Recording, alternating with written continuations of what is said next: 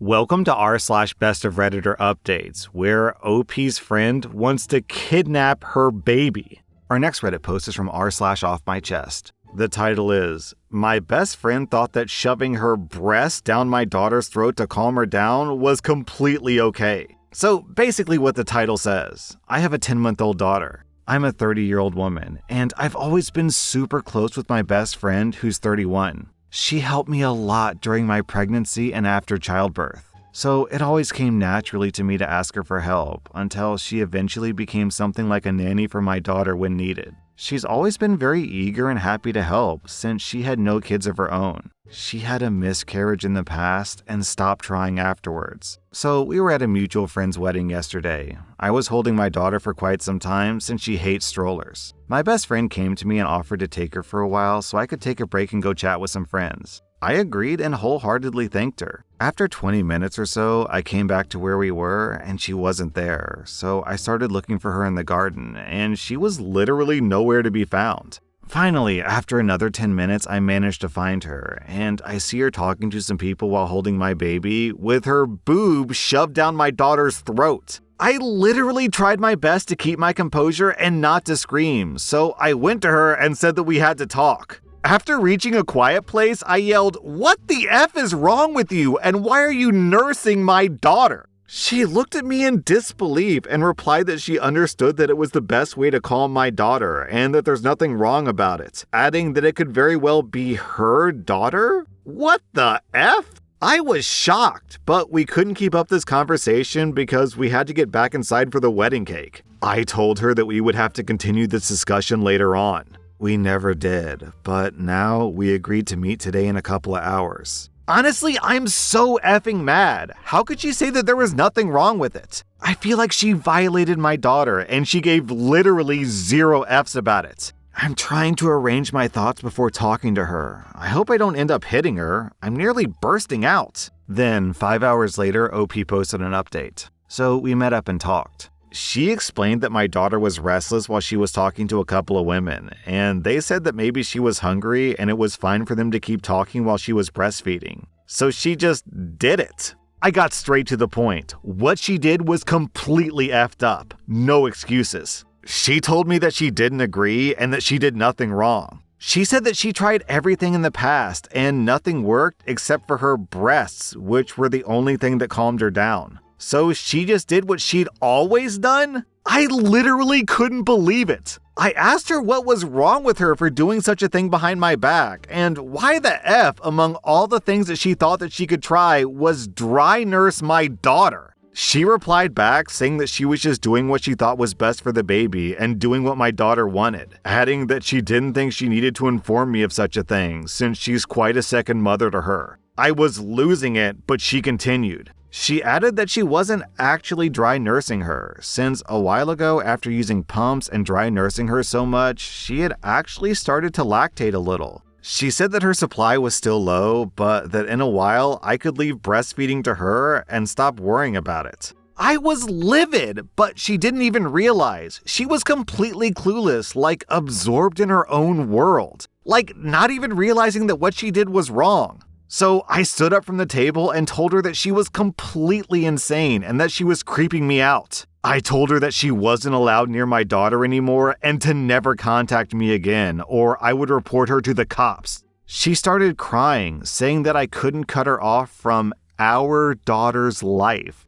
Yo, what am I reading? So I lost it and shouted that it's not her goddamn baby, but it's me who popped her out. It was me who was pregnant for 9 months, and she's my daughter, not hers, and I just left. I'm just completely shocked. I don't even think shocked can completely describe what I'm feeling now. I received a couple of texts from her begging to reconsider and asking to see my daughter. I told her to stop contacting me and blocked her. If I receive another message or call or anything like that, I'll report everything to the police. I'm just disgusted. She was my best friend. Why did she do something like this? I'm completely speechless.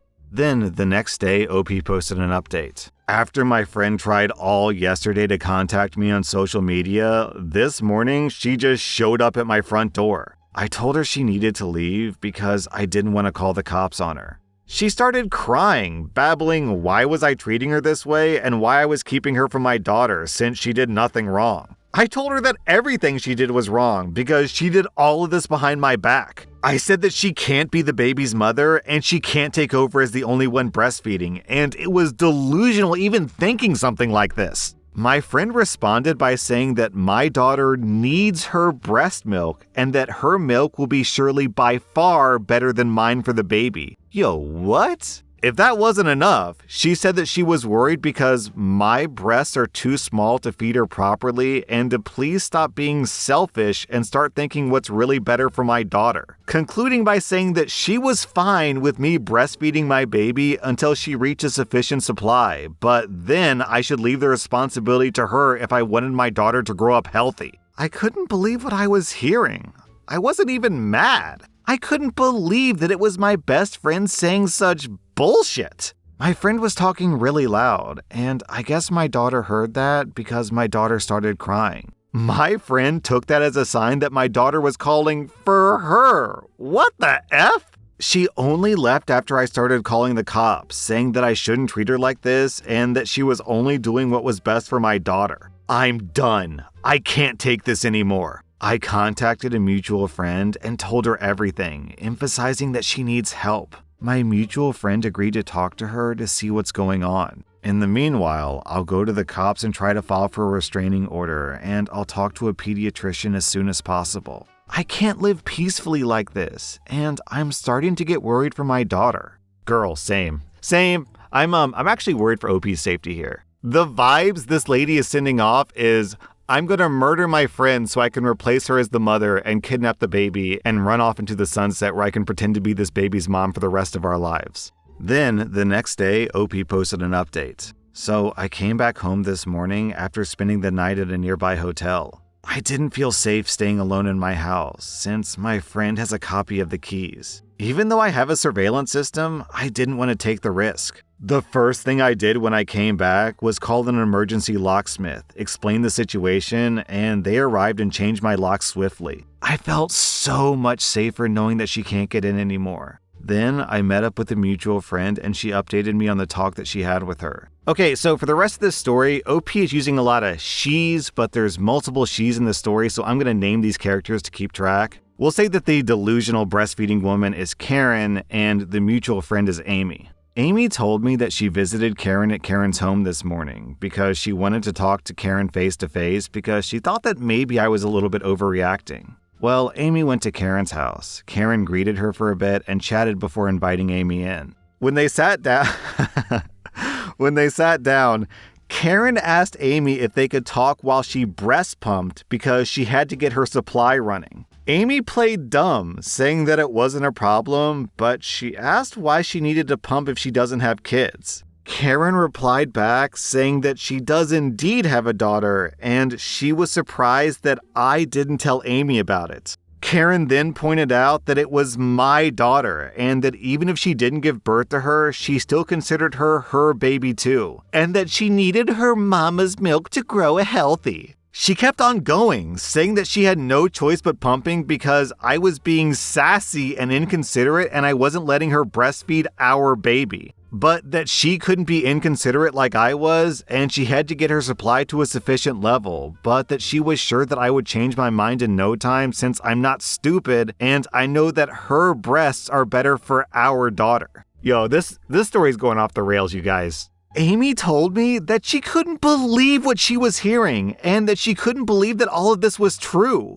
But what shocked Amy the most was the fact that she was indeed lactating. She wasn't producing much, but she was indeed pumping breast milk. Amy tried to talk to her, but it was no use. Karen just wasn't listening. And after trying for a while, Karen just said there was nothing wrong in what she was doing and that she was just being a good mother. And after that, Karen asked Amy to leave because she had to relax while pumping. Honestly, I wasn't surprised after hearing all that. But still, it was very, very depressing. Amy was completely shocked, and she couldn't understand what happened, since apart from that, she seemed completely normal. I then asked Amy to accompany me to the police, but unfortunately, this evidence wasn't enough to get a restraining order. so the only thing I could do was file a formal complaint about what happened, and I did that. They told me they'd keep an eye on the situation, and they would check my neighborhood more frequently to make sure nothing happens. And that's it for now. Amy will stay at my house for a couple of days to help me recover from what happened.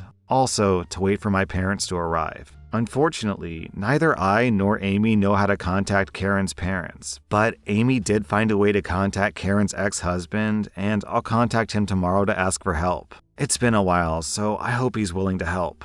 I also booked an appointment with a pediatrician, and I'll get my daughter checked next week. I'll stop making updates for a while. I need to get my act together, plan what to do next, and take care of my daughter. Fortunately, my parents are coming to help me, and I'm really relieved. I don't think that I can keep facing this situation alone. Okay, that's the entire post, and normally Reddit has a reputation of going to the most extreme suggestions, saying, the only option is divorce, you need to contact a lawyer, go scorched earth. But in this post, honestly, I kinda think that your best option is to just go off the grid. To literally move, do not tell anyone where you're going except your parents, and just cut all contacts with all people. Because I would not be surprised at all if this lady breaks into OP's home, steals the baby, and just vanishes. A small part of me almost wants to be sympathetic to Karen here because I don't think this is malice or evil. I think she's just delusional. Like she's having some kind of psychotic break or psychosis, or I don't know the right term for it, but this woman does not understand what actual reality is, and that makes her extremely dangerous. All right, down in the comments, it looks like I'm not the only one who had this response. Lollipop shares this story. All I can think about is this case in Texas where a mom of 2 kids, I think, who had a newborn was visited by her best friend who brought her coffee. They got into the friend's car, and that was the last time the mom was seen. The best friend killed her, stuffed her in the trunk, and took the baby. The friend had been faking a pregnancy, possibly miscarried early on, and faked it the rest of the way. The friend's boyfriend believed that the kidnapped baby was her baby. So if I were you, I would be terrified of this Karen. Oh God! Then we have this story from Lucky Worth. Or the case where a lady was invited by a neighbor to have coffee. Then the neighbor and her boyfriend killed her and cut her baby out of her belly. Then they stuffed her corpse in a closet and incompetent police didn't think of checking into it. The baby was also stuffed, alive, into a chest while the police were looking around. Fortunately, after a couple of weeks, they were arrested and the baby was rescued. Yeah, sorry, I kind of got off on a tangent there. I'm just saying, crazy people do crazy things, and this woman is crazy. So, OP, please do not expose yourself or your baby to that level of craziness. Our next Reddit post comes from r/wedding shaming. Will I be the butthole for dropping out of a wedding when it's 2 weeks away? I'm a 29-year-old male, and I have a long-term girlfriend of 3 years, Hannah. My friend Kyle is getting married later this year. I agreed to be a groomsman, so it's me, him, and 3 other dudes. I was disappointed when I found out that I wouldn't have a +1 for their wedding, but at the same time, I thought the same went for the other guys. I come to find out last weekend that the 3 other groomsmen do have +1s. 2 of them have been in relationships for less time combined than I have. The other guy is single and was complaining about not finding a date to bring on Tinder, which is how I found out. I asked Kyle what was going on. Why do they have +1s, but I can't bring Hannah? I found out that the reason is because I'm walking down the aisle with the bride's sister, Lisa. Lisa is developmentally disabled. She's in her 20s, but mentally, she's only about 10 years old. Kyle says that it's because they don't want to piss off Lisa. Her parents figure that she'll never marry or have a boyfriend, so they want me to come solo to give Lisa the impression that I'm single. Basically, they want me to be a pretend boyfriend for Lisa. If I come with Hannah, that'll make Lisa jealous. I'm really not comfortable with this. Lisa's a nice girl, but I don't like that I'm tricking her into thinking that I'm someone I'm not. It's scummy to make someone believe that I'm her boyfriend when I'm not. Plus, what if Lisa meets Hannah in the future and finds out that we're together? She's already gotten into trouble in her adult care group for fighting with another girl over a guy. I told Kyle and his fiancée Claire that I'm not okay with this. They told me that I need to suck it up for a day because this will mean a lot to Lisa. But I'm not comfortable playing pretend boyfriend, especially for someone who thinks that we're the real deal. I want to drop out at this point. The wedding is 2 weeks away. Will I be the butthole? Then, later that same day, OP posted an update. I'm gonna need some time to calm down. My friendship with Kyle is over. And whoever said that I got roped into this because Lisa had a crush on me, you win. I'll fill you in when I have a moment to calm down. I feel sick right now. Then, an uncertain amount of time later, OP posted another update. The more I read everyone's answers, the more I realized this was really messed up. I already had a feeling that this whole Lisa wedding date situation was messed up, but reading everyone's comments reinforced it. I told Kyle that we had to talk, and he agreed. We met at Kyle's house. Claire was there, but Lisa wasn't. Thank God. Basically, I told them that I was dropping out of the wedding. I told them that setting me up as Lisa's fake boyfriend was beyond messed up. What did they think was going to happen after the wedding? Was I supposed to continue this charade or dump her, break her heart, and be the bad guy? Claire tried to explain what was happening. Something about how Lisa was upset and angry that she wasn't the one getting married. But that wasn't the part that pissed me off. No, you guys want to know why I got offered up? It's because Lisa loves K-pop and is obsessed with Asian guys. I'm Japanese American. So that's why I got roped into being her fake date, and not my single friend who has to rely on Tinder to find someone. It's all some sick attempt at making Lisa feel better by hooking her up with the with the only Asian guy they knew. At that point, I'd had enough. I told Kyle and Claire that this was over. I was not going to the wedding. I never wanted to speak to them or see them again. There was a lot of screaming and crying. Claire asked me why I would do this to her sister. I barely even know Lisa except for a few times that we met that were wedding related. And that's where things stand. I don't know if they're gonna try to paint me as the bad guy who broke Lisa's heart. I already told the guys that I'm not coming and why. Who knows what the fallout will be from that. I spent the rest of the night trying to get a grip on myself. I feel kind of queasy from this whole thing. This feels like one sick joke. I feel bad for Lisa because while I got out, she's still stuck with that awful family. Oh, I also asked why not hook up Lisa with Tucker, the single friend who was using Tinder for dates. It's because Lisa said that he was too ugly and she hated his beard. I'm not gonna tell Tucker that. He's gonna find out eventually. Man, this is so messed up. How are they gonna say, "How could you do this to my sister?" It's like, lady, I didn't do this to your sister. You did this to your sister. OP, I'm glad you got out of there because there was no way this was going to end well for anybody. That was r/Best of Redditor updates. And if you like this content, check out my podcast where I publish the exact same episodes. Also, hit that subscribe button because I put out new Reddit videos every single day.